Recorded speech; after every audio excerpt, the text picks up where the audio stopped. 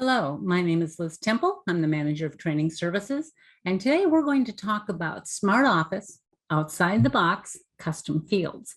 Now, for those of you that are already using SmartOffice, you probably have already discovered that we have custom fields, and we have a lot of custom fields. In fact, every major module inside of SmartOffice, and I think I can say that with pretty much certainty, has a screen full of custom fields available for that module. Now, today we're going to use Joseph Ackerman's record. And if you notice, I have a 3-column page layout, and we'll do page layouts in another video or two.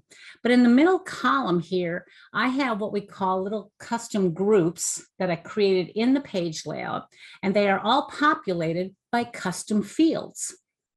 And if you take a look at them, you can see that I'm tracking the different products perhaps they have in force, and of our planning services, what they're taking advantage of, and their documents and their special interests. But we'll get back to this later.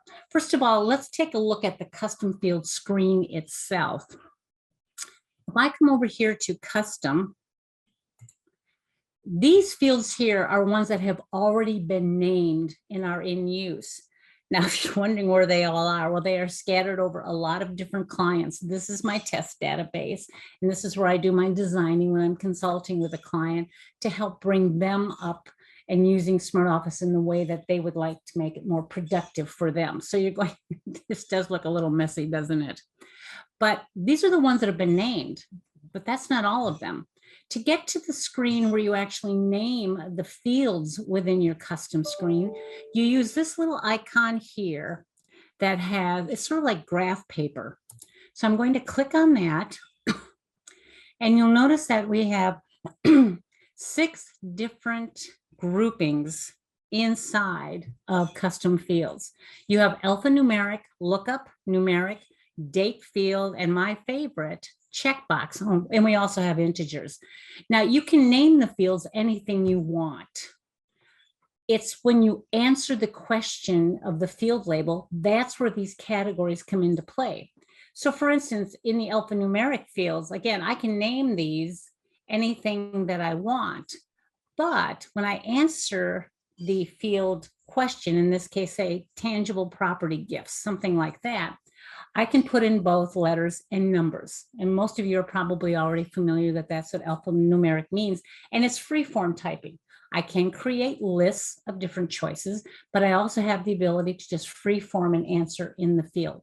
The lookup fields are a little bit more restrictive.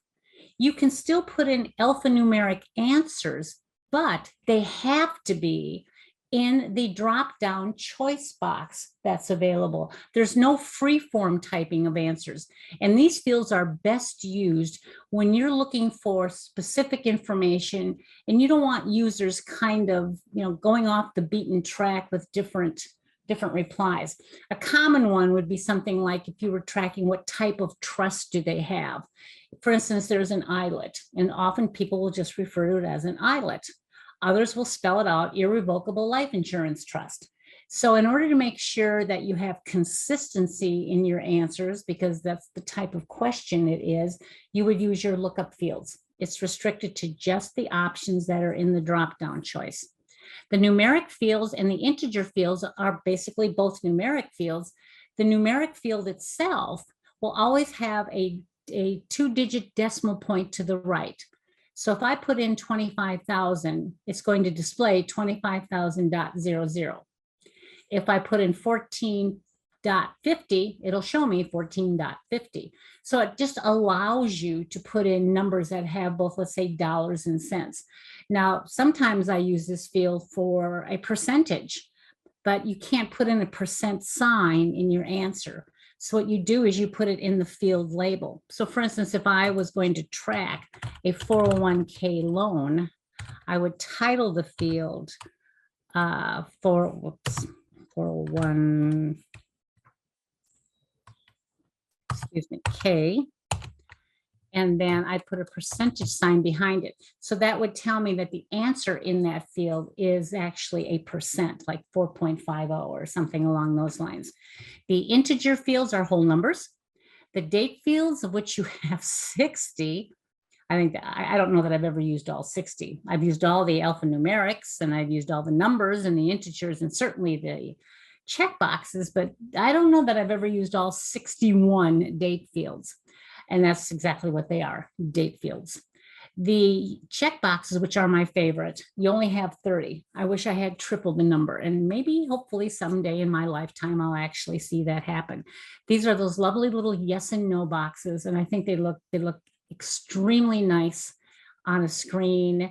You can report off any of these fields, but it just helps break up sometimes, I think, all of the data that's there. It's nice to have a little break with these yes nos.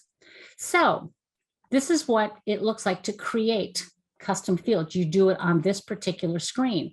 And I'm going to add 2 options under my checkbox fields. I'm going to put in fishing, and I'm going to put in hunting. Because now we're going to talk about what we're going to focus on today. I'm going to click OK. There. What we're going to focus on is not these custom fields. We're going to focus on the advisor. And I have probably said it in other videos. I will probably say it in other videos yet to be recorded. And I say this with every client I ever work with. Your CRM system, SmartOffice, is not about your clients and your prospects and your businesses and your policies and the investments you're tracking. It's about you, the advisor. So you, the advisor, needs to be put into the CRM. And that's what I'm talking about today when we talk about custom fields. All of this information up here has to do with, what does Joseph Ackerman have? What does Joseph Ackerman like? Where's his favorites, whatever. That's what this displays. But now we're going to add the advisor into the equation. And the first thing we're going to do is we're going to go up to our page layout, and I'm going to add another little group, and I'm going to call it. And again, we'll have other videos on creating page layouts. And this group is going to be called Advisors Special Interest. Special Interests. By default, it goes over to my 3rd column, but I want to put it over by where the other custom fields are, and I'm just going to drop it there. Now I'm going to look for those 2 custom fields I created. Fishing. I'm going to drag it into that box. And then I want hunting. And I'm going to drag that and put it into that box. Now you can put them side by side. Sometimes you have to do a little adjusting. It all depends on, I can't tell you exactly what it all depends on, but it does depend sometimes. You'll often find it gets a little quirky once in a while. There. Now, this one happens to already have the check mark in it for Joe. Now I have the advisor in my CRM. So how does this work? And this actually came off of something I came up with many years ago when I was working with Prudential, and I was working with an agent in Oklahoma, and his name was Chris. And Chris had probably the best persistency rate I had ever seen in my 10 plus years at that time in the industry. And this is why. I think at least 95%, if not a larger percentage, of his clients happen to love to fish or hunt just like Chris. Chris would spend every weekend down on his grandparents' property, and I think they were in the southern part of the state. They had several ponds.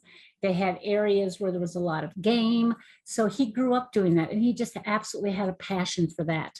So what I said was, let's build your passions into your CRM. So that's why I have a special grouping here, and I have fishing and I have hunting.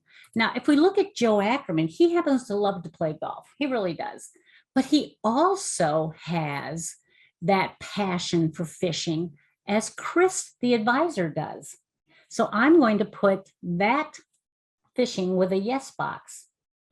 Now, he may have other clients that like to fish, but he doesn't have that, they don't have that same level of interest as Chris does. So it's nice to know they like to fish, and maybe if there was a fishing derby that Chris was sponsoring or something along those lines, he might invite everyone that likes to fish or has either the fish up in the hobby or leisure or the fish mark check down there in the special interest box.